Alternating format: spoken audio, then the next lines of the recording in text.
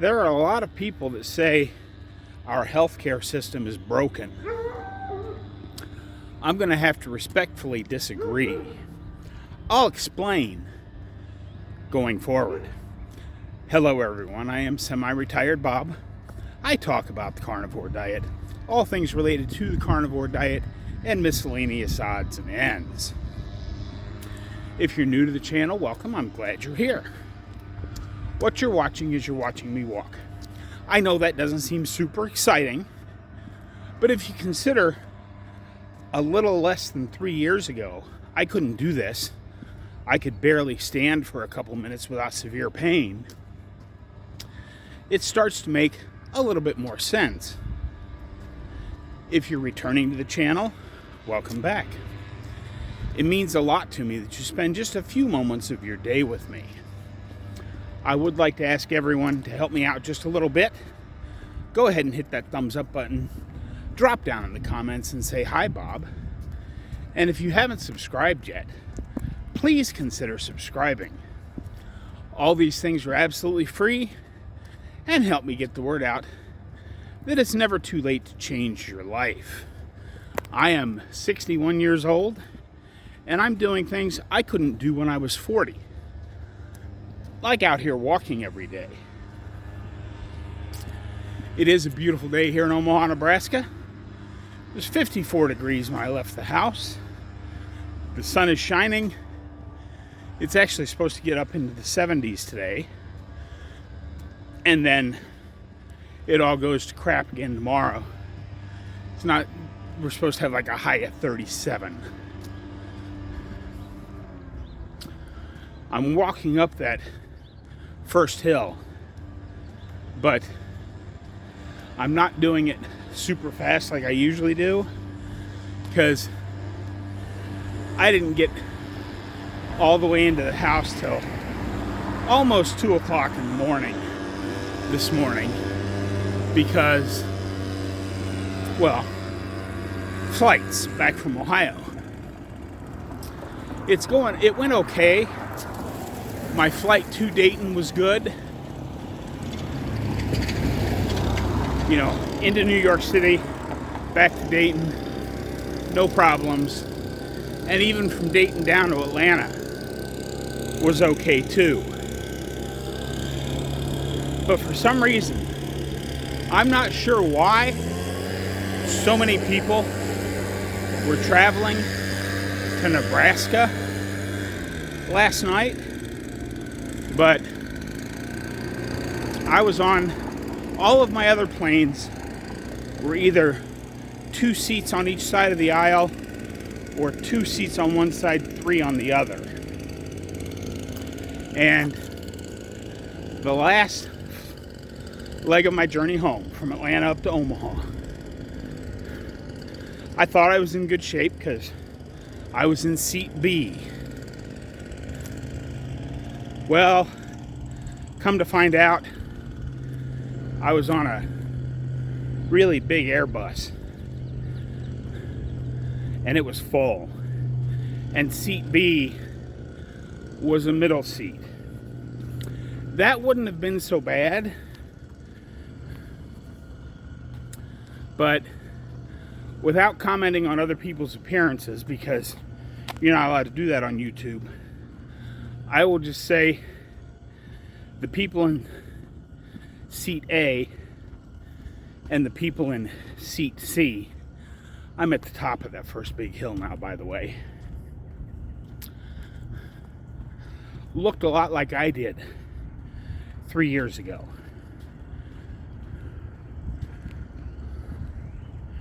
And it was miserable. I need to get this walk in today because my joints are feeling that last 2.5 hours of basically not being able to move at all, being crammed in the middle between, we'll just call them Bubba and Lulu and leave it at that.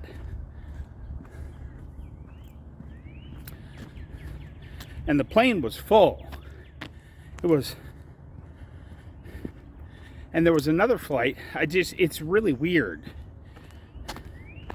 because I don't know how big the other plane was, but I know the plane I was on was like 35 rows, 6 people to a row. That's a lot of people. And then as I'm walking out to catch my ride home, I hear the gal on the overhead say, if you just arrived on the Southwest flight, which is not what I was on a Delta flight. So there was another big plane, and she said there were 160 bags on that Southwest flight. So we're going to use, I don't remember, she said 1 and 2 or A and B or whatever, but she said you'll need to watch both of the conveyor belts for your bags because there's so many they're going to use 2 of them. So there were 2 big flights that landed at about the same time, and with the construction, because the front driveway of Omaha's airport is being rebuilt, it was a mess. But once I got into the car that was picking me up, and we got out of that congestion right there in front of the airport at the parking garage, it was smooth sailing all the way home. But it was, yeah, well, let's just say it was an interesting final roughly 3 hours of my trip home. But anyway, let's get on into this thing here. I've certainly rambled on enough about my trip, and the rest of my trip is part of what I want to talk about today. Healthcare system is broken. I say it's working exactly as they intend it to. First, the big food companies sell you slop that they know is going to make you sick over time. And then, of course, you go see your doctor and he gives you a pill. And then he gives you another pill that counteracts the side effects of the first pill he gave you. And on and on and on, so that by the time you're 50, like in my case, well, I was 55 after my heart surgery, taking 13 pills in the morning, 9 at night, and pain pills throughout the day. That's normal. That's what our healthcare system wants. Permanent customers. And the thing that brought this home so starkly, and why I wanted to talk about this a little bit today, is, as most of you know, I just spent the last week in Ohio taking care of my mom. Now, Mom has a fairly good life in the extended care facility. That's code word for nursing home. Because Janet, my sister, and I were talking about it yesterday, how most of what she used to do was sit around and watch TV or read books or do crossword puzzles. And that's still what she does. She can't stand up to take herself to the bathroom. And she can't cook for herself. But she couldn't really do that before. That's why I was living with her down in New Orleans for a year, because she couldn't stand up long enough to cook.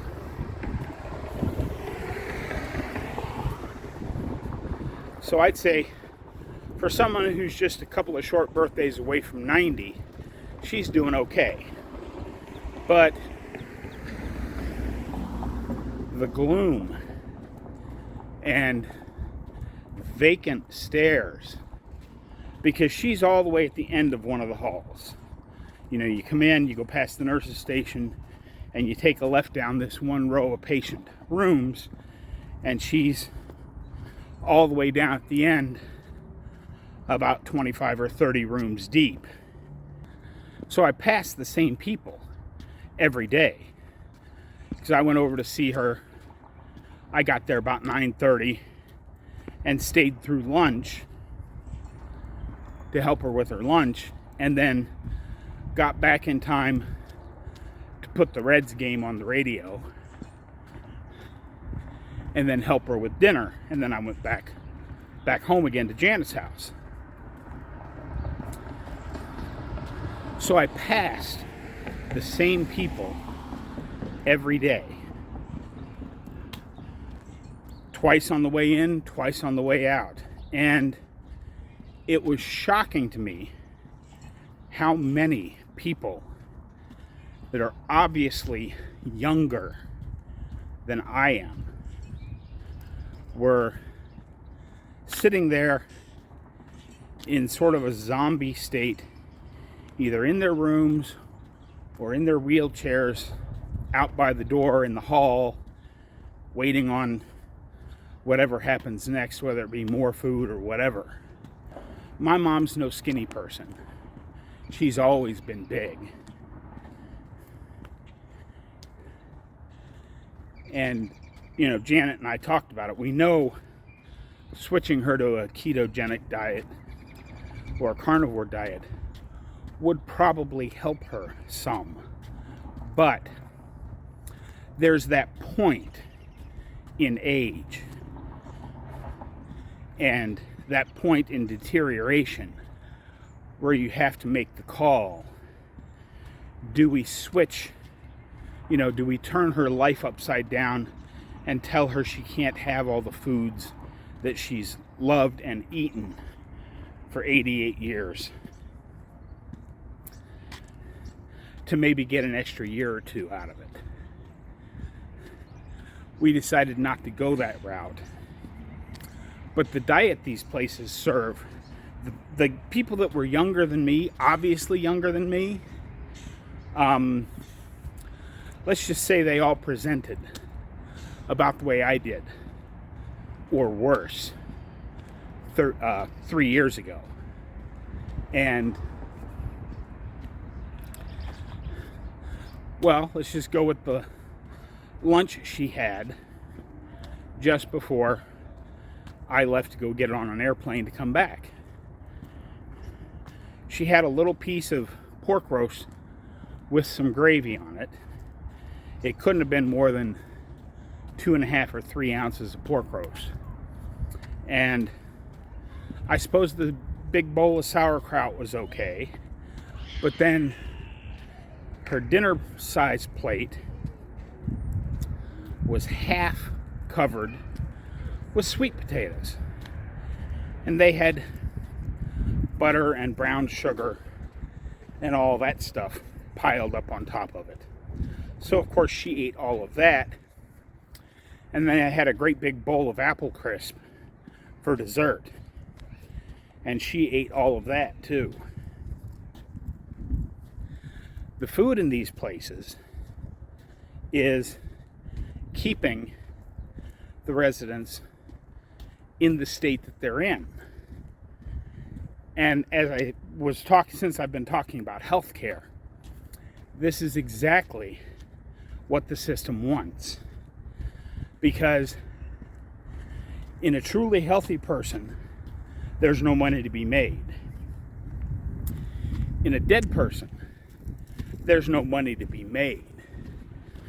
But the closer up that scale to dead you can get somebody without actually killing them is where a great deal of the money is made. I have no idea what that place charges.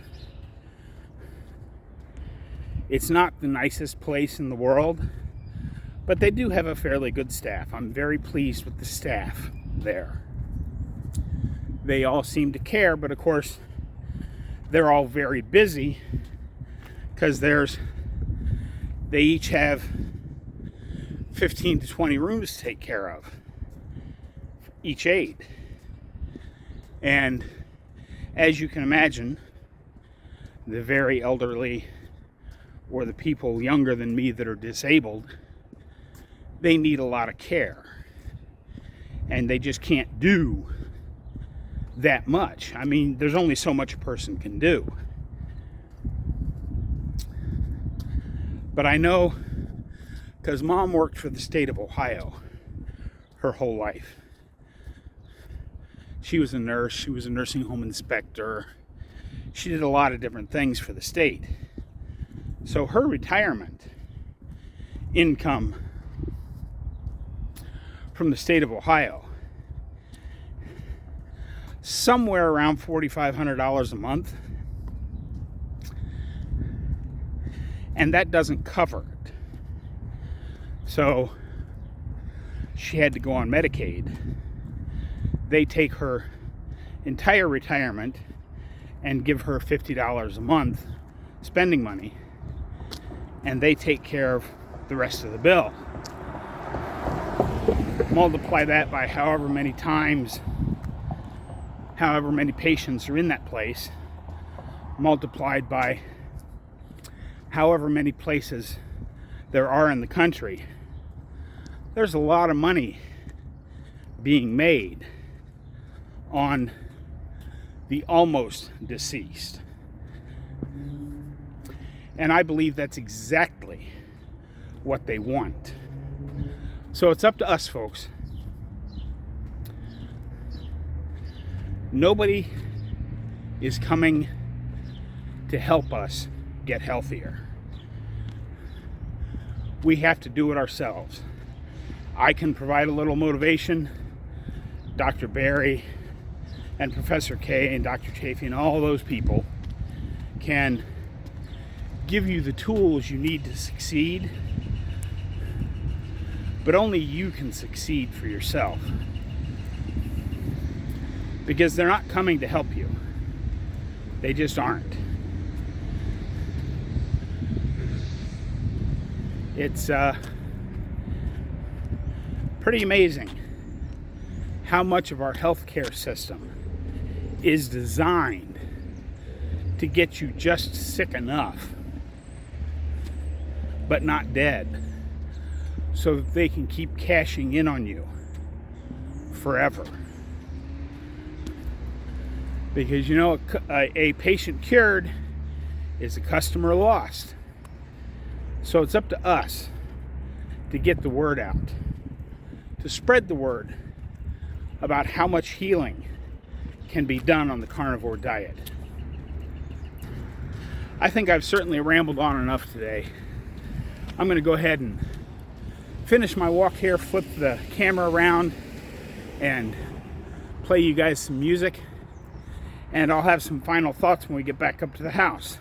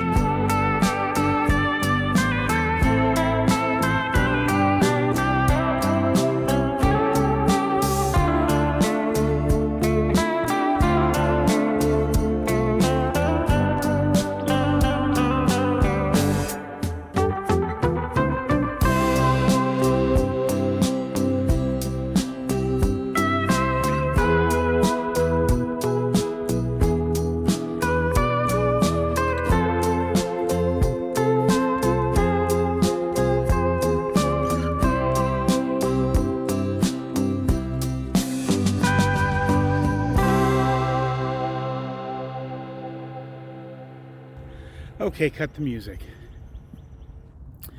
As you can see, just before I switched back over, a storm blew through here while I was out of town. Knocked some more big limbs out of the trees that were already damaged, and this is why I had the 2 trees taken out of my front yard, because I'll tip the camera around as we go by them here so that you can see that big pile of brush there. But this thing here, that's about the size of the limb that came down right in front of me as I was leaving the house. And if I'd have been a couple of steps further, I'd have gotten crushed by a limb that size, which is why I made the decision to take the 2 trees out of the front yard.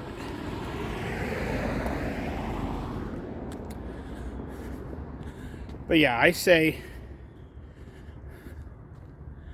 our healthcare system is working exactly as it's intended. Our healthcare system is designed to keep you as close to incapacitated as it can without crossing that line into death, so that they can make the most money possible off of you. And it's not just a couple of doctors, it's big food funneling bad food into our diet, and big pharma making the drugs, funded, sending all of the funding to doctors who get bonuses for how many people they put on these drugs. Until we get all of the money out of healthcare that there is to be made right now, we're not going to win this fight. But we have to keep trying. Keep sharing videos out. You don't necessarily have to share mine. Share your favorite YouTubers out there. Let's keep spreading the word, because no one else is coming to save us. This is something we have to do for ourselves. But yeah, like I said, my mom is doing, because everybody's going to ask, my mom is actually doing very well, all things considered. It was a nice visit. It's very draining being with her for extended periods of time, twice a day, because she hasn't really lost any of her mental capacity that she had a year ago since the last time I was there. But I mean, she might even be a little bit better. But it's very hard. Every time I go there, when I leave, I always wonder if that's the last time I'm going to see my mom alive. And that's very hard. But she is doing very well, all things considered. Thanks for asking, because I know you were about to. But yeah, just keep plugging away, guys. Hopefully some of what I said today has been a little bit of inspiration to keep you on track or get you started, because we don't want to be the next group of people in that extended care facility sitting in a wheelchair staring into space hoping an aide comes by to bring us a snack. That's what I've got for you today, folks. It's good to be back. It was great to get that walk in. Don't forget to get out there and be 1% better. Today, tomorrow, and every day. Have a great day, folks. I'll see you in the next one.